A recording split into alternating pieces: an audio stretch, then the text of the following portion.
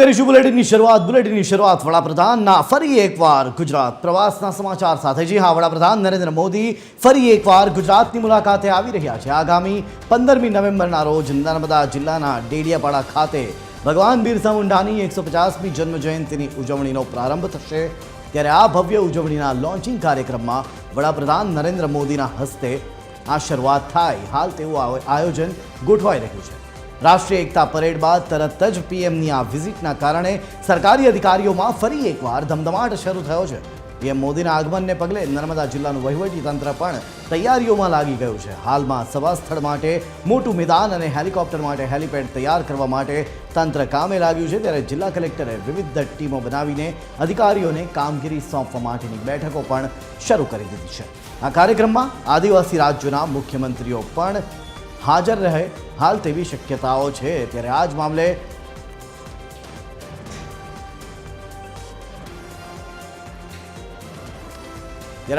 આપણે વિસ્તારથી વાત કરીશું, પણ વડાપ્રધાન ફરી એક વખત ગુજરાત આવી રહ્યા છે। તેઓ ગુજરાતની મુલાકાતે પહોંચી રહ્યા છે। બિરસા મુંડાની 150મી જન્મજયંતિના ઉજવણીના ભાગરૂપે તેઓ આવી રહ્યા છે અને જે આખો કાર્યક્રમ કે જે ડેડિયાપાડા ખાતે થવા જઈ રહ્યો છે એ કાર્યક્રમના ઓપનિંગ સેરેમની માટે ઉદ્ઘાટન કરવા માટે ખાસ વડાપ્રધાન આવી રહ્યા છે।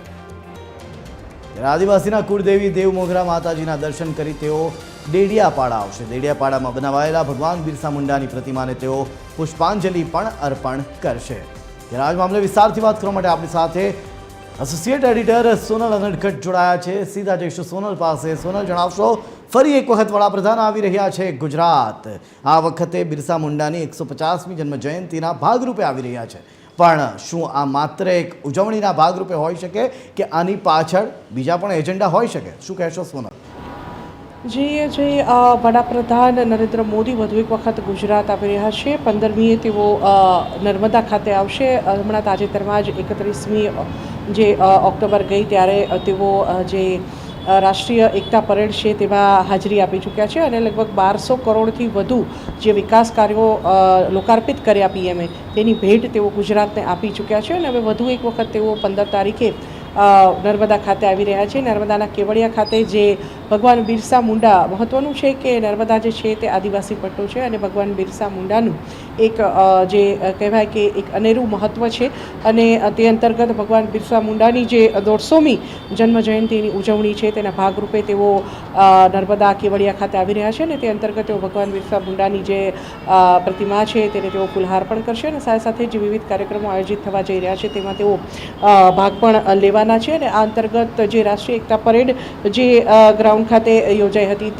તે ખાતે જે વિવિધ કાર્યક્રમો છે તે આયોજિત થઈ શકે છે। આ ઉપરાંત હાલ તંત્રની જો વાત કરીએ તો વડાપ્રધાનના આગમનના પગલે સરકારી તંત્ર જે છે, સ્થાનિક તંત્ર જે છે તે તૈયારીઓમાં લાગી ગયું છે। ભગવાન બિરસા મુંડાની જન્મજયંતિની ઉજવણી હોય ત્યારે ચોક્કસપણે જે સ્થાનિક આદિવાસીઓ છે તેમના તરફથી પણ જે વિવિધ કાર્યક્રમો છે તે સાંસ્કૃતિક કાર્યક્રમો સહિતના જે કાર્યક્રમો છે તે રજૂ કરવામાં આવશે। વડાપ્રધાનની સમક્ષ પણ મહત્વનું છે કે 150મી જન્મજયંતિની ઉજવણીના ભાગરૂપે વડાપ્રધાન વધુ એક વખત ગુજરાતની મુલાકાતે આવી રહ્યા છે। સોનલ, જ્યાં આદિવાસી વસ્તી વધારે છે એવા રાજ્યોના મુખ્યમંત્રીને પણ આમંત્રણ આપવામાં આવી શકે છે, એટલે કે તેઓની પણ ઉપસ્થિતિ હોઈ શકે છે। આપશો થોડી વધારે વિગત? જી, જે રીતે આ કાર્યક્રમની ઉજવણી થઈ રહી છે, જન્મજયંતિની ઉજવણી થઈ રહી છે તે અંતર્ગત એક સંભાવના એવી પણ જોવાઈ રહી છે કે આદિવાસી રાજ્યના જે કહી શકાય કે મુખ્યમંત્રીઓ છે તેઓની પણ આ જે ઉજવણી છે તેમાં આમંત્રણ આપવામાં આવી શકે છે। જે પ્રકારે સમગ્ર કાર્યક્રમ આયોજિત થવા જઈ રહ્યો છે, હાલ અધિકારીઓ પણ તમામ જે તેની તૈયારીઓમાં લાગી ચૂક્યા છે। સ્થાનિક આદિવાસીઓની ઉપસ્થિતિની સાથે સાથે જ ગુજરાતમાં જે આદિવાસી વિસ્તારમાંથી આવેલા મંત્રીઓ છે, રમેશ કટારા સહિતના જે મંત્રીઓ છે કે જેઓ આદિવાસી વિસ્તારનું પ્રતિનિધિત્વ કરે છે તેમને પણ આમંત્રણ આપવામાં આવશે અને સાથે સાથે જ જે અલગ અલગ રાજ્યના મુખ્યમંત્રીઓ છે જે આદિવાસી વિસ્તારનું પ્રતિનિધિત્વ કરી રહ્યા છે તેમની પણ આ કાર્યક્રમમાં આમંત્રણ આપવામાં આવી શકે છે। ધન્યવાદ સોનલ, સમગ્ર માહિતી આપવા બદલ। તો આ હતા સોનલ, જેમણે જણાવ્યું એ રીતે કે આદિવાસી વિસ્તારના મંત્રીઓ સહિત આદિવાસી રાજ્યોના મુખ્યમંત્રીઓની પણ હાજરી હોઈ શકે છે। એક વાત વડાપ્રધાન નરેન્દ્ર મોદીના આ સંભવિત કાર્યક્રમ ઉપર જો એક નજર કરીએ તો ડેડિયાપાડા ખાતેના સભા સ્થળે તેઓ સંબોધન કરશે। ત્યારબાદ સવારે 8 કલાકે તેઓ સુરત એરપોર્ટ પર તેઓનું આગમન થશે અને ત્યારબાદ સુરતથી હેલિકોપ્ટર મારફતે તેઓ ડેડિયાપાડા જવા તરફ પ્રસ્થાન કરશે અને એના માટે ત્યાં હેલિપેડ પણ હાલ તૈયાર કરવામાં આવી રહ્યું છે. દેવમોગરા માતાજીના દર્શન તેઓ કરશે અને ત્યાર પછીથી તેઓ એ દર્શન કર્યા બાદ ડેડિયાપાડા ખાતેના સભા સ્થળે સંબોધન કરવા માટે પહોંચશે.